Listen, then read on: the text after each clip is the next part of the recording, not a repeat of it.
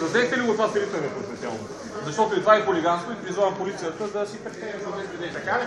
Изсипването на тези тестове тук е подритването в краката ни е хулигански действия на господин Костадинов. И съответно, понеже замърсихте тук пространство, ви приканвам да си го почистите. Да го почистите, нали? Съответно да се наложат глоби за това, че се нарушава обществения ред. Това за полицията. Това за полицията.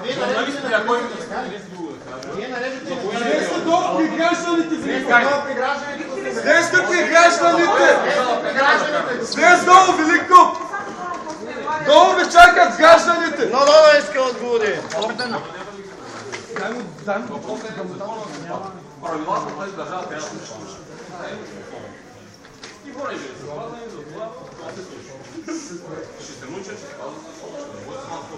Ще спазват закона. Ама на коя държава, Великов? Когато се тръгне това правителство, прокуратурата ви чака една дни. За да си работят, да ги карат да работят, отиват си в някаква крайна силно политическа. Господин Великов, сам казахте, че турския консул Пост областен управител политически пост е или държавен? Политически пост е.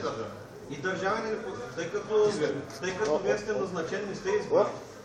А пък в изявлението си вчера изказвате политическа позиция. На коя партия политическата позиция изказвате? Вашата партия. Аз съм член на Българска социалистическа партия.